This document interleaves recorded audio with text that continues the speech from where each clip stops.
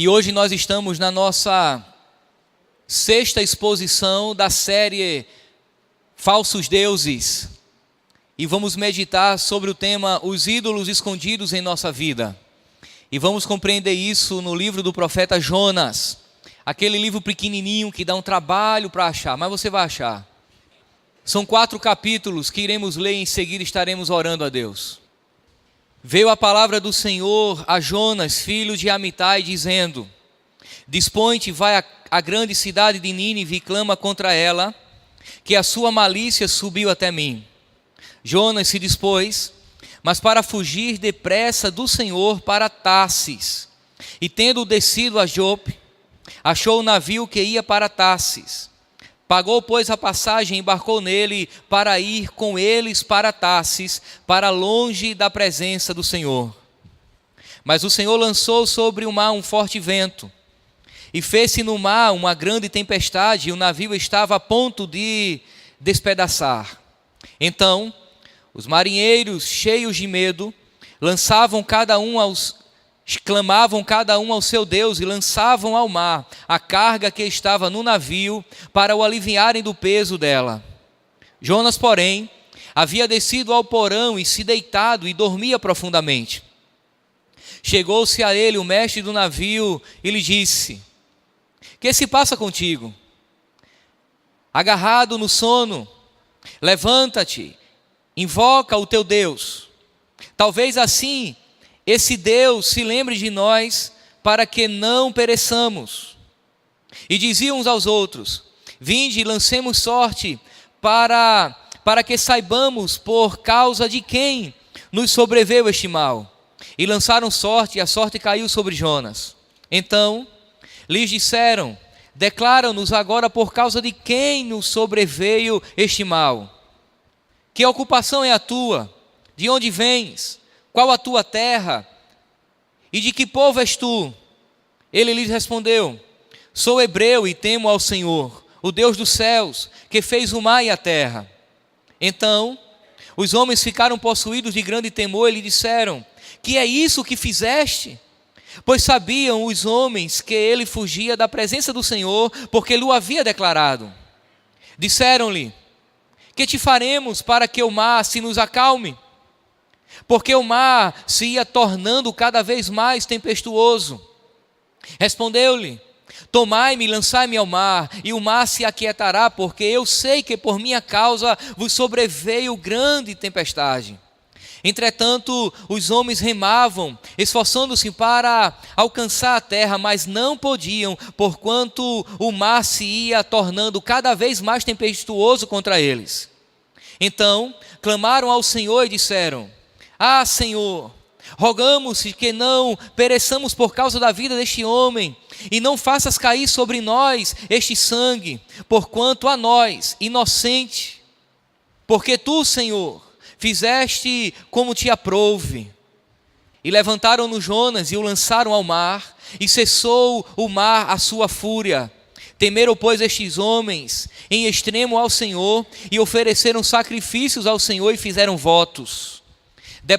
Deparou o Senhor um grande peixe, para que tragasse a Jonas, e esteve Jonas 3 dias e 3 noites no ventre do peixe. Então Jonas, no ventre do peixe, orou ao Senhor seu Deus e disse: Na minha angústia clamei ao Senhor, e ele me respondeu. Do ventre do abismo gritei, e tu me ouvistes a voz. Pois me lançaste no profundo, no coração dos mares, e a corrente das águas me cercou, todas as tuas ondas e tuas vagas passaram por cima de mim. Então eu disse: Lançado estou diante dos teus olhos, tornarei porventura a ver o teu santo templo? As águas me cercaram até a alma, o abismo me rodeou, e as algas se enrolaram na minha cabeça. Desci até as profundezas dos montes, desci até a terra, cujos ferrolhos se correm sobre mim para sempre. Contudo, fizeste subir da sepultura a minha vida, ó Senhor meu Deus. Quando dentro de mim desfalecia minha alma, eu me lembrei do Senhor e subi a ti a minha oração no teu santo templo. Os que se entregam à idolatria vãs, os que se entregam à idolatria vã, abandonam aquele que lhe é misericordioso. Mas com a voz do agradecimento, eu te oferecerei sacrifício. O que voltei, pagarei. Ao Senhor pertence a salvação. Falou, pois, o Senhor ao peixe, e este vomitou Jonas na terra. Veio a palavra do Senhor segunda vez a Jonas, dizendo: Dispõe-te, vai à grande cidade de Nínive e proclama contra ela a mensagem que eu te digo. Levantou-se, pois, Jonas e foi a Nínive, segundo a palavra do Senhor. Ora, Nínive era cidade muito importante diante de Deus e de 3 dias para percorrê-la. Começou Jonas a percorrer a cidade caminho de um dia e pregava e dizia: ainda 40 dias e Nínive será subvertida. Os ninivitas creram em Deus e proclamaram um jejum e vestiram-se de pano de saco, desde o maior até o menor. Chegou a notícia ao rei de Nínive. Ele levantou-se do seu trono, tirou de si as vestes reais, cobriu-se de pano de saco e assentou-se sobre cinzas. E fez-se proclamar e divulgar em Nínive, por mandato do rei e seus grandes: nem homens, nem animais, nem bois, nem ovelhas provem coisa alguma, nem os levem ao pasto, nem bebam água, mas sejam cobertos de pano de saco, tanto os homens como os animais. E clamaram fortemente a Deus, e se converteram, cada um do seu mau caminho e da violência que havia em suas mãos. Quem sabe se voltará a Deus, e se arrependerá, e se apartará do furor da sua ira, de sorte que não pereçamos. Viu Deus o que fizera, como se converteram do mau caminho, e Deus se arrependeu do mal que tinha dito lhes faria e não fez. Com isso, desgostou-se Jonas extremamente e ficou irado. E orou ao Senhor e disse: Ah, Senhor, não foi isso que eu disse, estando ainda na terra, ou na minha terra? Por isso me adiantei, fugindo para Tarsis, pois sabia que és Deus clemente, misericordioso e tardio em irar-se, e grande em benignidade, e que te arrependes do mal. Peço-te, pois, ó Senhor, tira minha vida, porque melhor me é morrer do que viver. E disse o Senhor: é razoável essa tua ira? Então Jonas saiu da cidade e assentou-se ao oriente da mesma, e ali fez uma enramada e repousou debaixo dela, à sombra, até ver o que acontecia à cidade. Então fez o Senhor Deus nascer uma planta, que subiu por cima de Jonas, para que fizesse sombra sobre a sua cabeça, a fim de o livrar do seu desconforto. Jonas, pois, se alegrou em extremo por causa da planta. Mas Deus, no dia seguinte, ao subir da alva, enviou um verme, o qual feriu a planta, e esta se secou. Em nascer o sol, Deus mandou um vento calmoso oriental. O sol bateu na cabeça de Jonas, de maneira que desfalecia, pelo que pediu para si a morte, dizendo: melhor é morrer do que viver. Então perguntou Deus a Jonas: é razoável essa tua ira por causa da planta? Ele respondeu: é razoável a minha ira até a morte. Tornou o Senhor: tens compaixão da planta que te não custou trabalho, o qual não fizeste crescer, que numa noite nasceu e numa noite pereceu, e não hei eu de ter compaixão da grande cidade de Nínive, em que há mais de 120.000 pessoas, que não sabem discernir entre a mão direita e a mão esquerda, e também muitos animais? Vamos orar ao Senhor. Querido Deus, te louvamos por tua graça, por teu poder, por tuas misericórdias. Obrigado, Senhor, por tudo aquilo que o Senhor tem feito em nossas vidas, por tuas misericórdias, pelo teu amor. Fala aos nossos corações nessa noite.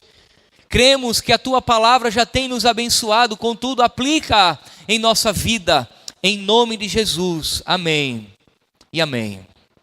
Os ídolos escondidos em nossa vida. Definitivamente, irmãos, o coração do homem é uma fábrica de ídolos. Quero trazermos à memória o que é um ídolo de acordo com a definição que temos fundamentado as nossas exposições. Segundo Timothy Keller, um ídolo é qualquer coisa que seja mais importante que Deus para você. Qualquer coisa que absorva seu coração e imaginação mais que Deus. Qualquer coisa que só Deus pode dar. Essa definição, irmãos, de ídolo faz com que entendamos que um ídolo pode ser qualquer coisa que para nós ocupe o lugar de Deus na nossa vida. Um coração idólatra tem a capacidade de transformar as coisas boas da vida e as necessidades mais legítimas em um Deus instalado no altar do nosso coração. Temos necessidade de comer e podemos facilmente nos tornar glutões. Temos a necessidade de descanso e podemos com muita facilidade nos tornarmos preguiçosos. Temos a necessidade de carinho, de afeto, a necessidade do casamento, do sexo, e uma vez que somos pecadores, tudo isso pode ser pervertido, ocupando o lugar ou um lugar indevido no nosso coração. Tudo pode se tornar um ídolo na nossa vida. Temos que defender o patrimônio nacional, nossas fronteiras, nossa economia, zelar pelo bem-estar e segurança do povo brasileiro, mas em momentos de profundo orgulho nacional, nós cantamos com a mão no peito, ó pátria amada, idolatrada, salve, salve. Quando o nosso sentimento nacionalista aflora, nós cantamos que somos brasileiros com muito orgulho e com muito amor. O que para alguns nesses momentos revela apenas um desejo de mudança política, para outros revela uma ideologia de fato idólatra. Pessoas que fazem dos seus ideais, das suas ideologias, um Deus para si, e a não ser que aconteça daquele jeito, todo mundo está errado. Pessoas que se dispõem a proteger as suas fronteiras, porque eles são extremamente protecionistas em relação àquilo que é seu. São aqueles que são tomados por uma paixão tão profunda por seu país, que fazem disso sua religião. Parece incoerente, de fato é um tipo esquisito de idolatria. É um Deus estranho de fato. É um ídolo que nem sempre se revela com facilidade, ou nós identificamos com facilidade nos nossos corações. Como que alguém pode estar tão apaixonado pela sua pátria? Como que alguém pode ser tão protecionista em relação ao seu povo, a ponto de ser idólatra e desobedecer os comandos de Deus? Entenda que qualquer coisa pode se tornar um ídolo, inclusive o amor por nossa nação. Eu quero tratar um pouco disso à luz do texto que lemos. E lemos todo o livro da Bíblia, e lemos o livro de Jonas. Eu quero chamar a sua atenção para alguns detalhes na vida de Jonas. Em primeiro lugar, eu quero chamar a sua atenção à missão de Jonas. Talvez o melhor exemplo disso, dessa paixão nacionalista que leva um homem a desobedecer a Deus, seja de fato a história de Jonas. Encontrado nessa famosa história. Muitas pessoas, irmãos, pensam nela como uma lição de escola bíblica dominical para crianças, sobre um homem que foi engolido pelo peixe e em seguida cuspido na terra. Mas essa história de Jonas é muito mais do que um conto infantil. Na realidade, é a história de um Deus misericordioso, que se compadece dos pecadores e usa os seus para alcançar vidas. Na verdade, é uma narrativa composta a respeito dos ídolos que guiam nossas ações e nos arrastam longe de Deus, ou para longe de Deus, até que achamos que estamos fazendo a vontade dele. O que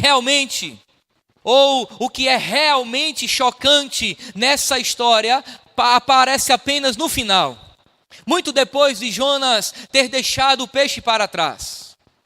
A primeira frase do livro introduz um enredo repleto de tensões, repleto de dramaticidade, repleto de momentos de conflitos entre Jonas e o próprio Deus. A palavra do Senhor veio a Jonas, filho de Amitai, com esta ordem: vá depressa à grande cidade de Nínive e pregue contra ela, porque a sua maldade subiu à minha presença.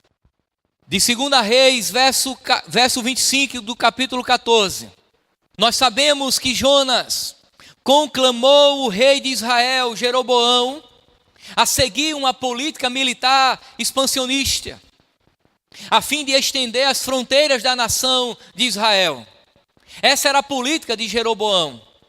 E Jonas apoiou a fim de que as fronteiras de Israel fossem alargadas e Israel conquistasse território. Contudo, mais 2 profetas que eram contemporâneos de Jonas, Amós e Oséias, eram contra a corrupção da administração real. Nos parece que Jonas havia ignorado a má conduta do rei Jeroboão em seu zelo nacionalista para aumentar o poder e a influência de Israel. De maneira que Jonas ficou chocado com a ordem de Deus. E a ordem de Deus era para que ele fosse pregar a cidade de Nínive. Uma leitura atenciosa de todo o livro vai nos dar de fato essa clara perspectiva de que Jonas ficou chocado com a orientação de Deus. Porque Nínive era a cidade mais poderosa do mundo, o centro do Império Assírio, cujos militares ameaçavam escravizar Israel e os países vizinhos. Era um povo perverso.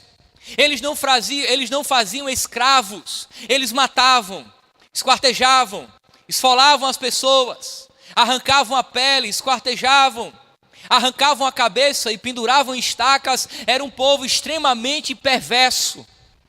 E Israel já tinha sofrido algumas incursões militares e já havia sofrido no fio da espada dos ninivitas. Logo, irmãos, fazer algo que beneficiasse a Síria teria sido visto como ato suicida para Israel.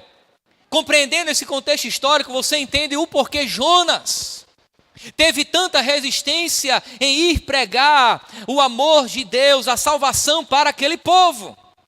Embora a missão fosse apenas pregar contra a cidade por sua perversidade, não havia, irmãos, razões para enviar um alerta, a não ser que houvesse chance de evitar um julgamento, como Jonas sabia muito bem.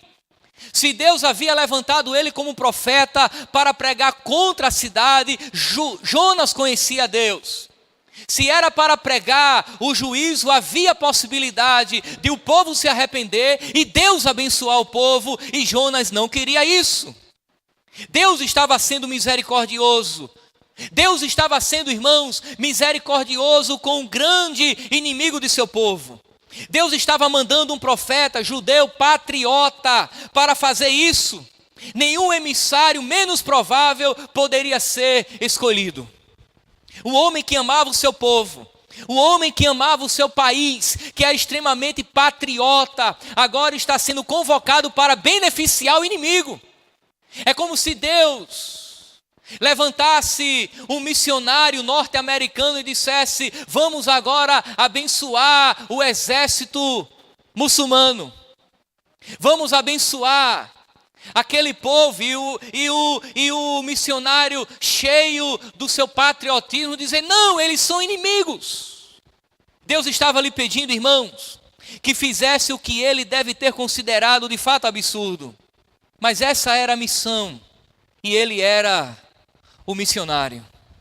Amados irmãos, às vezes estamos tão apegados aos nossos ideais, às vezes nós estamos apegados ou tão apegados aos nossos ideais e preconceitos que temos dificuldade de compreender os planos de Deus para a vida do outro.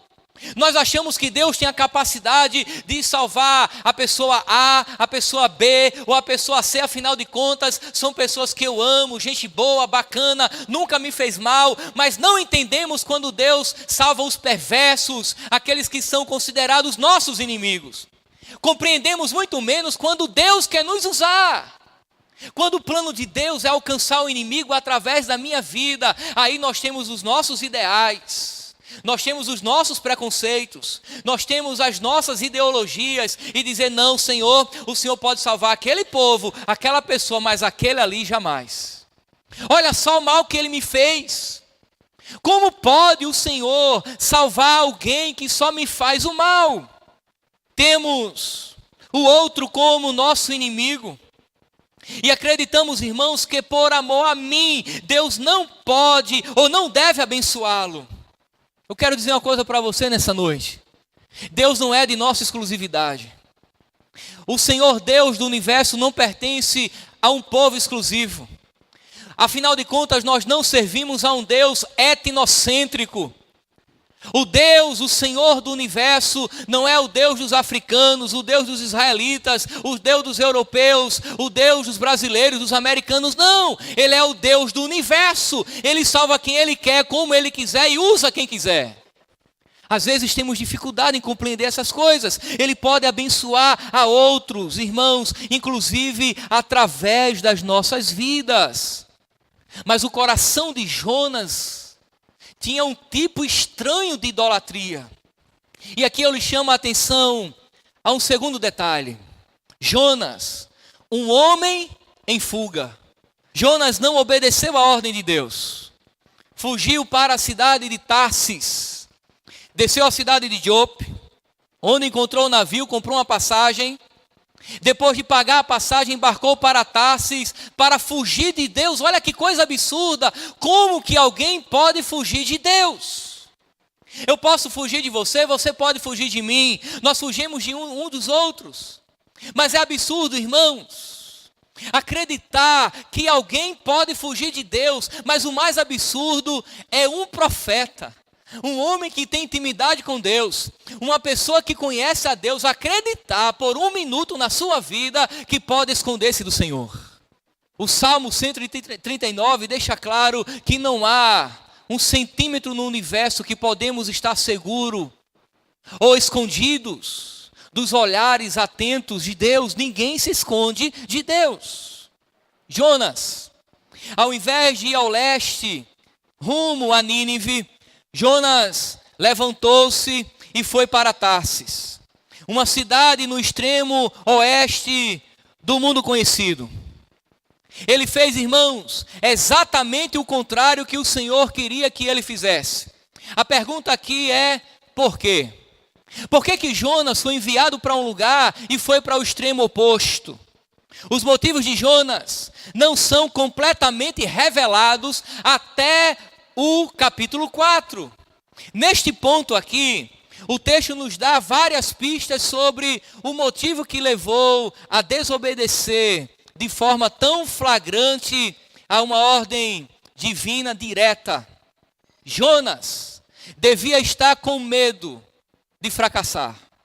Deus estava convocando um profeta hebreu, solitário, para entrar na cidade mais poderosa do mundo e chamá-la a se ajoelhar diante do Senhor do universo. Os únicos responsáveis possíveis pareciam ser apenas Jonas na ocasião e ninguém mais. Ele era responsável por convidar o povo a ajoelhar-se diante do Senhor. Havia uma possibilidade de morte, havia uma possibilidade de fracasso, e me parece que a primeira alternativa era a mais certa. O mais provável era que ele morresse. Amada igreja, é compreensível isso, afinal de contas, pregadores querem ir a lugar onde podem ser persuasivos. Nós, na maioria das vezes, queremos ir onde temos o resultado de nossas ações asseguradas. Afinal de contas, nós zelamos pelo nosso desempenho. Quando alguém nos convida a ir e pregar o Evangelho, nós queremos pregar o Evangelho de preferência onde há probabilidade maior de sucesso. Quando alguém nos convida a fazer algo para a obra de Deus, o nosso desejo, as nossas expectativas é que sejamos enviados a lugares onde o sucesso é provável. Mas não foi assim que aconteceu com Jonas, mas nos parece que era o que estava no coração de Jonas, pelo menos a princípio. Uma preocupação, um zelo extremo por si mesmo. Se ele iria alcançar o sucesso ou não iria alcançar o sucesso. Jonas estava sendo, irmão, chamado para avisar a Nínive sobre a fúria de Deus. E como um israelita patriota, Jonas não queria fazer parte de tal missão. Ora, é possível que eu morra, é possível que eu fracasse, eu não quero fazer parte dessa missão. Então por que ele fugiu? A resposta, irmãos, é novamente idolatria, mas um tipo muito complexo de idolatria. Jonas tinha um ídolo pessoal. Ele queria o sucesso ministerial mais do que obedecer a Deus. É aquele momento que nós nos deparamos e o zelo por mim mesmo, a manifestação das minhas capacidades ministerial, o sucesso, a contagem dos números, é mais importante do que os comandos que Deus nos dá. Jonas também foi moldado por uma outra forma estranha de idolatria, o que nós vamos chamar de idolatria cultural. Ele convocava, ou melhor, ele colocava o interesse nacional de Israel acima da obediência a Deus e do bem-estar espiritual dos ninivitas. Ele não estava importando-se com os ninivitas que estavam perecendo. Ele não estava preocupado com os ninivitas que estavam sendo condenados e supostamente debaixo da ira de Deus. Ele estava muito mais preocupado com os interesses nacionais, com a segurança de Israel, em assegurar suas fronteiras. Ele estava muito mais preocupado com o seu povo do que com o povo que Deus queria ganhar. Ele estava muito mais preocupado com o seu estado de conforto, com o seu status quo, em permanecer como estava, do que sair do seu lugar e pregar para o inimigo. Às vezes, irmãos, nós estamos muito bem acolhidos dentro da igreja. Protegemos as nossas fronteiras. Temos dificuldade de sair de um lugar e ir para outro. Não me interessa quem está do outro lado da rua. O que o mais importante é proteger as minhas fronteiras. É uma espécie de idolatria velada no coração, que revela de fato um ídolo cultural. Ele estava protegendo a sua pátria, a sua nação, o seu povo, as suas ideologias. E pouco preocupado com o que acontecia do outro lado. Por fim, Jonas tinha um ídolo religioso. Uma simples autojustificação moral. Ele se sentia superior aos ninivitas, perversos e pagãos. Aquele sentimento de que o outro é pior do que eu, ou eu sou melhor do que ele. Afinal de contas, eu sou religioso. Eu frequento a igreja 2, 3 vezes por semana. E ele é perverso. Eu mereço que Deus me proteja. Eu mereço que Deus me abençoe. E o outro? Uma espécie de idolatria religiosa. Perceba que o coração de Jonas é um poço de idolatria. Havia uma panaceia de ídolos dentro dele. Jonas não queria vê-los salvos. Afinal de contas, os ídolos culturais e pessoais de Jonas haviam se misturado, formando um composto tóxico que estava completamente escondido dentro dele. Ele estava embriagado. E nada disso lhe permitia compreender os planos de Deus para a sua vida, que era ir pregar a cidade de Nínive. Isso levou, irmãos, Jonas a se rebelar contra o próprio Deus, que ele tanto se orgulhava de servir. O indivíduo que era chamado para pregar a palavra de Deus, agora desobedece a Deus e está revoltado com Deus, ele se rebela contra Deus. Você percebe com isso como a idolatria é terrível? Podemos nos levar a pensar que somos melhores que os outros, simplesmente porque fazemos parte do povo A ou B, ou desse grupo ou daquele. Não faz sentido, irmãos, um crente não pregar a palavra simplesmente porque é diferente do outro. Eu não sei se você já tomou conhecimento, mas em anos passados havia uma forte segregação racial aqui no Brasil, mas muito forte também nos Estados Unidos da América, em que a igreja se dividia entre igreja de brancos e igreja de negros. É interessante porque tudo isso é contrário à graça de Deus. A graça de Deus, irmãos, é o maior e melhor antídoto contra a segregação racial, contra o preconceito racial, contra o racismo. Porque a graça de Deus, ela é multirracial. Deus salva tanto negros quanto brancos. Alguns anos atrás, algumas igrejas aqui no Nordeste do Brasil tinha bancos, aqueles bancos tradicionais de madeira enorme, e entre um banco e outro tinha uma portinhola, e na porta tinha assim: banco exclusivo da família tal. Eram os nobres da igreja, eram as pessoas mais ricas da igreja. Havia uma separação de classes.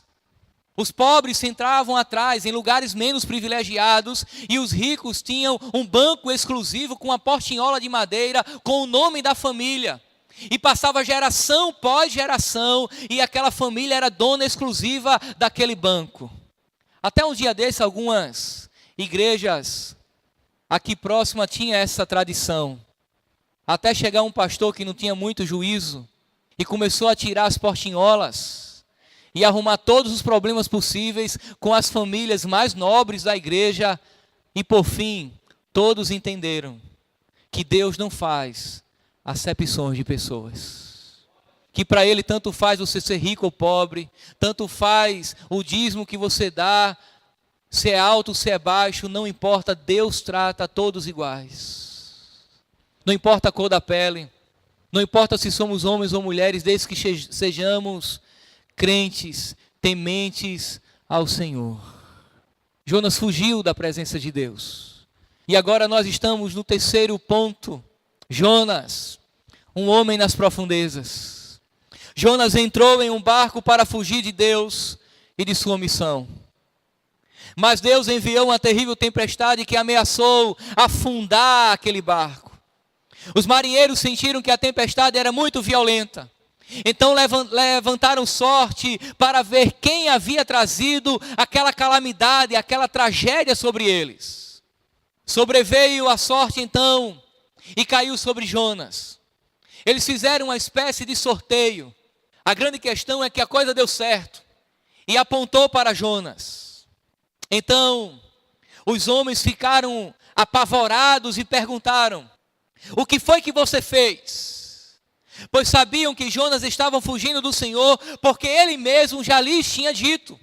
Visto que o mar estava cada vez mais agitado, eles perguntaram a Jonas: o que é que nós devemos fazer com você para que o mar se acalme? E daí Jonas vai responder agora: pegue-me e me jogue ao mar, e ele se acalmará. Pois eu sei que é por minha causa que esta violenta tempestade caiu sobre vocês. E agora, irmãos, temendo por suas próprias vidas, os marinheiros fizeram o que Jonas dissera. Lançaram-no ao mar, e Deus providenciou um peixe que o salvasse engolindo. Aquele peixe que nós não sabemos o que era, um animal marinho. Alguns interpretam que era uma grande baleia, mas o texto diz de fato que era um grande peixe. E não há mito aqui no texto. Não há dificuldade de crermos nisso que aconteceu. Ora, um Deus que traz todas as coisas à existência, que cria tudo a partir do nada, poderia inclusive fazer com que uma piaba engolisse Jonas, inclusive, imagine um grande peixe. Não há coisa difícil demais para Deus. Mas a grande questão que eu quero que você veja aqui no texto é que naquele momento, aquele grande peixe foi uma ação da graça de Deus na vida de Jonas. O peixe, irmãos, era a provisão de Deus para Jonas. Isso deu a Jonas a chance de se recuperar e se arrepender. E dentro do peixe, Jonas orou. É interessante porque Jonas, apesar de sua desobediência e rebeldia, ele era um homem piedoso, temente, talvez não compreendendo naquele momento os planos de Deus.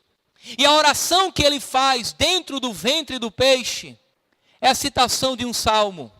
Ele disse: eu me desespero, em meu desespero, clamei ao Senhor, e ele me respondeu. E disse ainda: fui expulso da sua presença, contudo, olharei de novo para o teu santo templo. Aqueles que acreditam em ídolos inúteis, desprezam a misericórdia. Mas eu, com um cântico de gratidão, oferecerei sacrifício a ti. O que eu prometi, cumprirei totalmente. A salvação vem do Senhor. E o Senhor deu ordem ao peixe, e ele vomitou Jonas em terra firme. Jonas falou daqueles que acreditam em ídolos inúteis.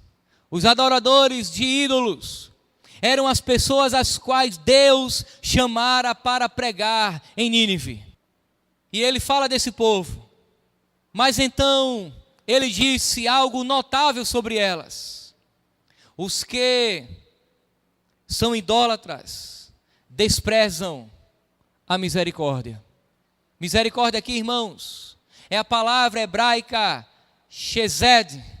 Chesed é a palavra hebraica que significa o amor pactual de Deus, sua graça redentora, incondicional. E Jonas está dizendo, aqueles que adoram ídolos, é uma referência ao povo ninivita, aborrecem, recusam, não querem, desprezam a tua misericórdia.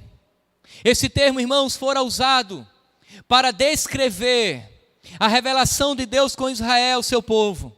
Agora Jonas diz que os adoradores de ídolos desprezam a misericórdia de Deus. O fato de que a graça de Deus, era deles tanto quanto de Jonas, caiu sobre ele como um raio. Por quê? Porque se é realmente graça, então ninguém a merece, e isso torna todos iguais. Jonas estava reconhecendo que a graça de Deus que estava sendo ministrada aos ninivitas era a mesma graça que havia alcançado ele também. Isso cai como um raio na sua consciência, porque agora ele percebe que todos são iguais, porque todos são carecedores da graça de Deus, porque todos pecaram diante de Deus. E com essa percepção, ele acrescenta: a salvação vem do Senhor. Ela não pertence a nenhuma raça ou qualquer classe de pessoas, nem a pessoas religiosas, a merece mais do que as irreligiosas. Todos são pecadores. Todos carecem dessa graça. E daí, irmãos, vale a pena reafirmar que a graça de Deus se revela desta maneira: quem não merece, recebe. Nós não merecemos, ou nós não recebemos porque merecemos. A graça de Deus é aplicada às nossas vidas justamente porque nós não a merecemos. Porque não há nenhum bem espiritual em mim. Porque não há nenhum bem espiritual em você. Não há nada em mim ou em você, em nós pecadores, que possa atrair de Deus a bênção da salvação e da vida eterna, porque não merecemos, a recebemos. Tudo que você precisa para receber a graça salvadora de Deus é precisar dela. E o que declara que nós precisamos é que nós somos pecadores, indignos. O apóstolo Paulo diz que todos pecaram e estão separados da glória de Deus. Deus não nos abençoou porque nós somos mais religiosos. Deus não nos abençoou porque nós merecíamos. Foi tudo o contrário. Deus nos abençoou porque nós não tínhamos a mínima capacidade de salvar-nos. Nós não tínhamos nem o desejo de nos direcionarmos a Deus por conta própria. Naquele momento em que eu e você, nós decidimos entregar a nossa vida ao Senhor, esse movimento, essa ação foi provocada pelo próprio Deus. Deus gerou fé em nosso coração para nos voltarmos a Ele em fé e dissermos: Senhor, nós confiamos em Ti, entregamos a nossa vida ao Senhor. Tudo foi uma manifestação da graça de Deus. Ela não vem de nenhuma qualidade ou mérito nosso. A salvação de Jonas vem do Senhor. Ele reconhece que a salvação vem do Senhor. Ninguém pode comprar, ninguém pode produzir, não está à disposição nas prateleiras do mercado da fé, não está à disposição, não pode ser comprado por indulgências. A salvação vem do Senhor. Eu lhe chamo a atenção ao quarto ponto na vida de Jonas. Jonas, um homem com atitudes inesperadas. A palavra do Senhor agora veio a Jonas pela segunda vez com esta ordem: vá à grande cidade de Nínive e pregue contra ela a mensagem que eu lhe darei. É a segunda vez que Deus diz isso a Jonas. Ele recebe a palavra. Jonas obedeceu a palavra do Senhor e foi a Nínive. Era uma cidade muito grande, sendo necessário, diz o texto, 3 dias para percorrê-la. As cidades da época eram fortificadas, tinham uma geografia, uma estrutura arquitetônica diferente das nossas cidades modernas. Eram 3 dias para percorrer toda aquela cidade. Jonas, portanto, entrou na cidade e a percorreu durante 1 dia, proclamando: daqui a 40 dias Nínive será destruída. Ele entra naquela cidade e passa 24 horas proclamando a mesma coisa: Deus destruirá em 24 horas essa cidade. Mas o que Jonas não esperava aconteceu. Os ninivitas creram em Deus. Ele obedeceu. Mas lá no fundo do seu coração ele esperava que ninguém se convertesse. Para frustração dos planos do profeta, os ninivitas creram. E mais, proclamaram um jejum, e todos eles, do maior ao menor, vestiram-se de pano de saco, tendo em vistas o que eles fizeram e como abandonaram seus maus caminhos. Deus, olha que coisa interessante que diz o texto, Deus se arrependeu e não os destruiu como tinha ameaçado. Jonas, porém, ficou profundamente descontente com isso e enfureceu-se na sua alma. Acredito que deve ou cabe aqui uma breve explicação teológica no texto, porque você deve ter aprendido e aprendeu corretamente que Deus não é homem para que minta, nem filho do homem para que se arrependa, e agora o texto está dizendo que Deus se arrependeu, do mal que iria fazer. O mal que Deus iria trazer sobre aquele povo não era um mal moral, não era um mal de pecado, era a destruição daquela cidade. Deus volta atrás. E isso não é mutabilidade divina, Deus é imutável. Contudo, se faz necessário entender que Deus, uma vez que é soberano, na sua soberania, Ele determinou, Ele decretou que se o pecador se arrepender, a sua ação é diferenciada. Ele trará a destruição, mas se houver pecadores arrependidos, Ele traz livramento. É nesse sentido que Deus se arrependeu. Não de voltar atrás de um mal feito, de um mal moral de maneira nenhuma. Deus havia estabelecido que se houvesse pecado recalcitrante, Ele traria destruição, mas se houvesse arrependimento diante dEle, Ele traria a bênção da salvação. Os ninivitas se arrependeram, e Deus então não trouxe a destruição. Essa é a parte da história que é quase sempre, irmãos, ignorada. Deus novamente chamou Jonas a ir a Nínive, e desta vez ele obedeceu, foi àquele lugar e pregou a palavra. Lá começou a pregar, e para surpresa dele, nossa, o povo da cidade respondeu de maneira positiva à pregação. Começou a se arrepender e disseram: talvez Deus se arrependa e abandone a sua ira e não sejamos destruídos. O resultado foi que a cidade se voltou de seus maus caminhos, que o versículo 8 descreve como a violência. Eles abandonaram os pecados, se arrependeram, se vestiram de pano de saco em uma atitude de humilhação diante de Deus. A nação da Síria era de fato extremamente violenta, irmãos, mas demonstrou remorso e vontade de mudar. Resultado, Deus teve misericórdia deles, conteve a punição. Tão grande era a vontade de salvar, em vez de punir, que Deus conteve a punição. E daí entenda que qualquer pessoa que lesse essa história esperaria que o livro terminasse nessa nota maravilhosa. Além de toda esperança, Jonas retornara dos mortos e cumprir a missão.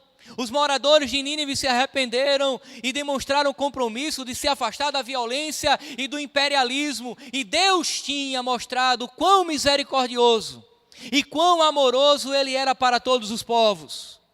Nós poderíamos esperar que a história terminasse aqui, mas ainda tem uma coisa a mais. Tudo o que seria necessário para terminar a história seria talvez um versículo 11 no final do capítulo 3, que só tem 10 versos. Mas parece que nós esperamos um versículo 11 que poderia dizer assim: e Jonas voltou para a sua terra alegre por ter obedecido a Deus. Mas não foi isso que aconteceu. O capítulo 4 deixa claro que não foi isso que aconteceu. O verdadeiro choque da história aparece no momento que deveria ter sido o grande triunfo de Jonas. Ele havia pregado a cidade mais poderosa do mundo e a pusera de joelhos diante de Deus. Contudo, a resposta positiva à pregação de Jonas o deixou não alegre, mas furioso, irritado da vida. Porque ele esperava que o povo não se convertesse, que Deus descesse o cajado, derramasse o cálice da ira, e agora o profeta está irado, porque o povo se converteu. Irmãos, olha que coisa incoerente. Ele pregou e está com raiva porque o povo se converteu. Ele orou ao Senhor, no capítulo 4, verso 2 e 3. Senhor, não foi isso que eu disse quando ainda estava em casa? Foi por isso que eu me apressei para fugir para Tarsis. Eu sabia que tu és misericordioso e compassivo, muito paciente, cheio de amor, e que prometes castigar, mas depois te arrependes. Agora, Senhor, tira a minha vida, eu imploro, porque para mim é melhor morrer do que viver. Você sabe o que Jonas está dizendo? Eu não acredito que o Senhor salvou aquele povo ruim. Eu sabia que o Senhor é bom, eu sabia que o Senhor ia fazer isso, eu não disse. Jonas agora é um profeta fazendo o biquinho diante de Deus, dizendo: está vendo, eu sabia que o Senhor é bom. Eu não acredito que o Senhor resolveu salvar aquele povo ruim, perverso, e ainda me levou até lá, me convenceu. Eu esperava que o Senhor os destruísse, mas o Senhor salvou. Deus malvado. Parece que em alguns momentos da nossa vida nós nos encontramos em momentos ou em circunstâncias semelhantes. Queremos que Deus venha a agir do nosso jeito, da nossa forma. Isso é uma compreensão equivocada acerca de Deus. Deus é misericordioso, Deus é poderoso, soberano, Ele age como quer, da maneira que quiser, com quem quiser. Se não for assim, Ele não pode ser Deus. Sabe o que acontece agora no capítulo 4? O ídolo de Jonas foi desnudado, revelando o seu ódio àquela raça e nação. Ele odiava, ele era um profeta cheio de ira no coração, cheio de orgulho, não muito distante de alguns crentes dos nossos dias, que conservam ódio na alma, a ira, o orgulho, que entende que Deus pode salvar qualquer um, menos o seu inimigo, que ora para que Deus salve, menos aquele. Porque, Senhor, ir para o céu é muito bom, mas se fulano e for fulana for, eu prefiro ficar aqui. Aquelas pessoas que preferem ir para o inferno do que ir para o céu, amando o inimigo e desejando que Deus haja conforme as suas decisões. Irmãos, Deus não é assim. Jonas desprezava tanto a raça assíria, que viu o perdão de Deus para com ele como a pior coisa que poderia ter acontecido. Ele não queria que fossem salvos. não queria que recebessem a misericórdia de Deus. Esse tipo esquisito de idolatria tira de nós, irmãos, a real compreensão da graça de Deus, que ama quem Ele quer, do jeito que Ele quiser, a hora que lhe apraz. Nós chegamos agora a Jonas, um homem com pensamentos distorcidos, porque a idolatria distorceu o pensamento de Jonas. Como pode Jonas se enfurecer pelo fato de Deus ser um Deus da compaixão, do amor e da paciência? Isso é incoerente, irmãos, mas foi o que aconteceu. E quando um ídolo atinge o controle do coração, espalha todo um conjunto de falsas definições de sucesso e fracasso, de felicidade e tristeza. Ele define a realidade de seus próprios termos. Quase todo mundo acha que Deus é um Deus todo-poderoso, de amor, paciência, compaixão, que Deus de fato é uma coisa boa, mas por causa dos seus ídolos no coração, qualquer coisa que coloque, ou que se coloque no caminho, é ruim por definição. Jonas tinha um ídolo no seu coração, e agora Deus estava no caminho, logo, Deus é ruim. Às vezes o nosso coração está apegado a algo tão perverso, que nós não atinamos para isso, e quando Deus revela essa perversidade, eu protejo o meu ídolo, e Deus é a coisa ruim que se revela.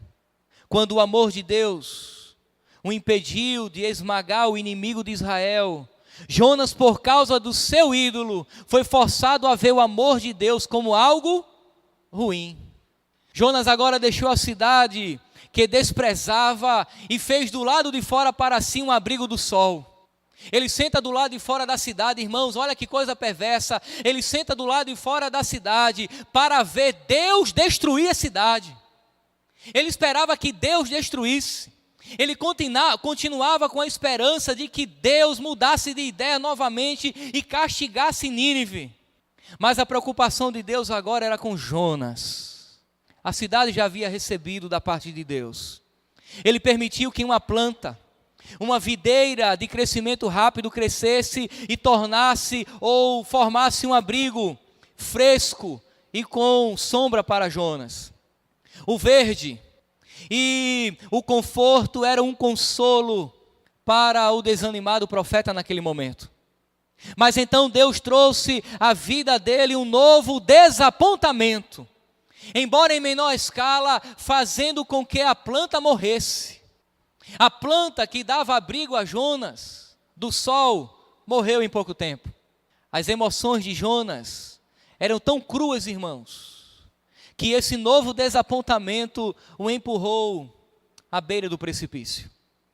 Novamente, ele estava furioso demais para viver e pede a Deus para morrer. Desta vez, quando Deus lhe perguntou se era razoável a raiva que sentia, Jonas respondeu que sim, que ele estava furioso a ponto de querer morrer. Que profeta rebelde, que profeta complicado. E aqui eu entendo que ídolos geram falsas crenças, como se eu não atingir X, então minha vida não terá valor. Ou se uma vez que perder, ou que perdi, ou fracassei em obter Y, nunca poderei ser feliz. Ele havia fracassado em suas convicções. Ele havia sido totalmente contrariado, ele queria derrota, tragédia, e foi contrariado por Deus. E daí, irmãos, ele sente o desejo de morrer. Você já se colocou em uma condição como essa? Você esperava algo de Deus, e Deus fez tudo o contrário daquilo que você aguardava dele, e daí você ficou tão decepcionado com Deus, mas tão decepcionado que disse: Senhor, já que o Senhor não faz o que eu quero, eu prefiro morrer. Misericórdia, Jonas, não é bem assim. Por fim, irmãos, o texto de Jonas, a história de Jonas, revela o verdadeiro Jonas. O Senhor Deus ainda lhe disse: você tem pena desta planta, embora não tenha podado, nem tenha feito crescer. Ela nasceu em uma noite, e uma noite morreu. Contudo, Nínive tem mais de 120.000 que não sabem distinguir a mão direita da esquerda de muitos rebanhos, além de muitos rebanhos. Não deveria eu ter pena dessa grande cidade? Deus questiona Jonas: como é que você tem pena de uma plantinha que morreu e deseja morrer e não teve misericórdia do povo? Deus confrontou Jonas com o fato de que ele ficou mais chateado com as queimaduras do sol do que com os milhares de pessoas que não tinham a capacidade de distinguir a mão direita da esquerda. Seu amor idólatra por seu país e a sua autojustificação moral tinham removido de Jonas a compaixão pelas grandes cidades e nações do mundo. Ele só se preocupava com o seu país, ele só se preocupava com o seu lugar. E daí, irmãos, eu quero que você entenda que Deus é diferente. Ele terminou sua instrução a Jonas, traçando um contraste livre, deliberado entre Jonas e ele mesmo. Ele pedira a Jonas para sair da zona de conforto e segurança e fosse amorosamente ministrar a pessoas que podiam feri-lo. No princípio, Jonas sequer foi, e mais tarde foi, mas sem compaixão. E daí Deus responde: você não teve compaixão por esta cidade, mas eu terei. Deus quis dizer que ele amaria a cidade perversa e violenta de uma forma que Jonas se recusara a amar. O que isso significa, irmãos? Como Deus fez o que Jonas não fez. Como Deus fez o que Jonas não fez. Séculos depois, alguém veio e disse a ouvintes de boca abertas que era maior que Jonas. E daí eu quero encerrar convidando você a abrir a sua Bíblia no livro de Mateus, capítulo 12, verso 38. Mateus 12, 38.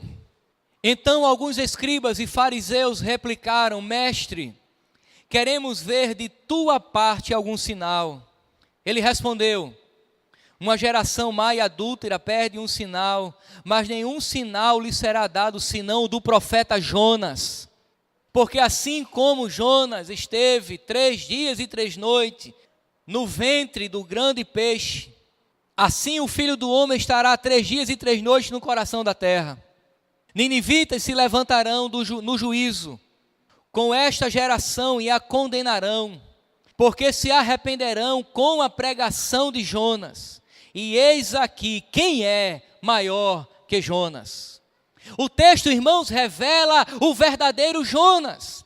Quando Jesus Cristo veio à terra, estava deixando a sua perfeita zona de conforto, deixando a sua morada, o lugar da sua habitação, mas ele não julgou isso precioso.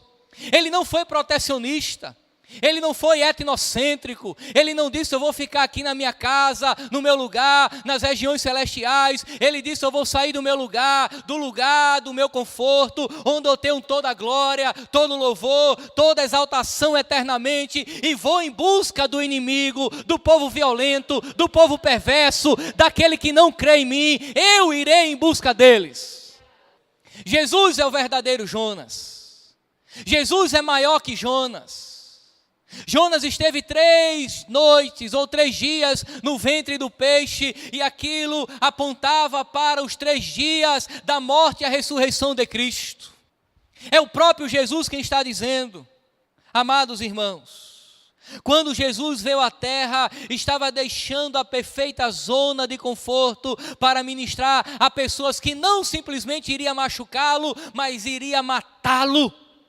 Isso é amor. Isso é compaixão. Isso, irmãos, é uma ação divina.